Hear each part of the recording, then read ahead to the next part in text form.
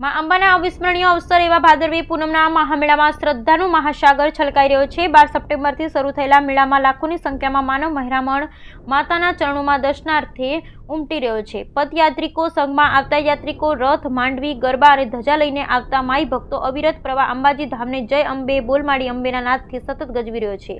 દેવસ્થાન trust દ્વારા જાહેર કરાયેલા આંકડા મુજબ અંબાજી ભાદરવી પૂનમના મેળામાં 5મા દિવસે અંદાજિત 5,98,253 યાત્રિકોએ માતાજીના દર્શન કરી ધન્યતા અનુભવેલ।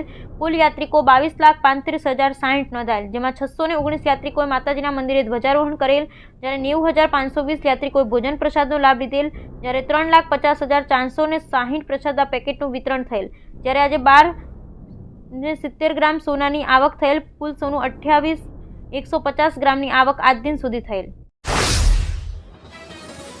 ભાદરવી પૂનમના મેળામાં અંબાજી મંદિર રોશનીથી ઝળહળ્યું। અંબાજી દેવસ્થાન ટ્રસ્ટ અને જિલ્લા વહીવટી તંત્ર દ્વારા અંબાજીમાં શક્તિપીઠ સર્કલથી માતાજીના મંદિરમાં પ્રવેશવાના મુખ્ય ગેટ, શક્તિદ્વાર તથા મંદિરના ચાચર ચોક અને મુખ્ય મંદિરને અદ્ભુત અને આંખોને આંજી દેતી મનમોહક લાગતી રોશનીથી સજાવવામાં આવ્યું।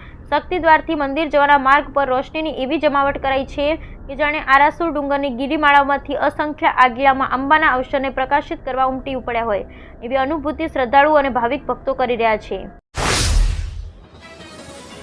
નાની ભાખરમાં આવેલી ઈસ્માની માતાના મંદિરના સાનિધ્યમાં ભાઈ શ્રી રમેશભાઈ ઓઝાની ભાગવત કથાનું આયોજન કરવામાં આવ્યું અને ઈસ્માની માતાના મંદિર મહાદેવ મંદિરની પ્રાણ પ્રતિષ્ઠા નિમિત્તે 108 કુંડી મહાયજ્ઞનું પણ આયોજન કરવામાં આવ્યું। ચાતુર્માસ નિમિત્તે ભવ્ય ભાગવત કથાનું આયોજન। સિદ્ધપુર તાલુકાના બિલિયા ગામે વર્ષો પહેલા થાંભલી મૂકીને ગામ વસાવવામાં આવ્યું અને ગામ તોરણ બંધવામાં આવ્યું હતું। આ ઉજવણીને બ્રહ્માણી માતાજીની ઉજવણી કહેવામાં આવે છે। આ ગામમાં ગ્રામજનોની સુખ, શાંતિ અને સમૃદ્ધિ અને માતાજીની કૃપા તેમના પર હે તેના માટે તેમજ આગામી વર્ષે ફળદાયી નીવડે તેના માટે વર્ષે પરંપરાગત રીતે આ વર્ષે પણ ગામ તોરણ બાંધી તેની ઉજવણી કરવામાં આવી। આ ઉજવણી પ્રસંગે ગામમાં રહેલ તમામ લોકોના ઘરે મહિલાઓ સવારે ભાથું ભોજન, જેમાં લાડુ, દાળ, ભાત, શાક, પૂરી સહિતની રસોઈ બનાવી તેને ટોપલામાં મૂકી ગામના ગોદરે આવી જાય છે અને ત્યારબાદ આખો દિવસ ગામના ગોદરે જ પસાર કરે છે।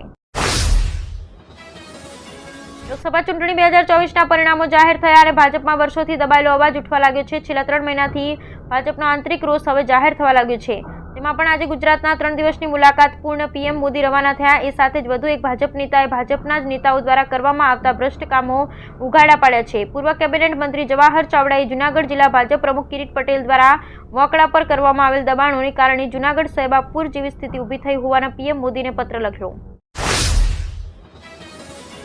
આજે અનંત ચતુર્દશી છે, ત્યારે ગુજરાતમાં 10 દિવસ સુધી લોકો રંગે ચંગે ગણેશોત્સવ ઉજવ્યો। આજે બપ્પાની વિદાય માટે ભાવિકો ડીજે તો ઢોલ નગારાના તાલ સાથે નીકળી રહ્યા છે। ત્યારે અમદાવાદ, સુરત, વડોદરા અને રાજકોટમાં પોલીસના ચાપતા બંદોબસ્ત વચ્ચે ગણેશ વિસર્જન કરવામાં આવી રહ્યું છે।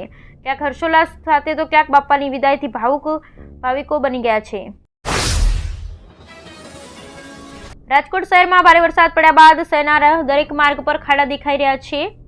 આવી જ સ્થિતિમાં હાઈવેમાં પણ થઈ છે, જેથી લોકો આ ખરાબ માર્ગોથી ત્રસ્ત થઈ ગયા છે। તેમાં હાઈવે ઓથોરિટીએ ચોમાસામાં પણ ડામર પ્લાન્ટ ચાલુ કરી રસ્તો રિપેર કર્યો છે, જ્યારે મનપાએ ખાડા બુરવા માટે ખાસ મશીન મંગાવ્યું છે।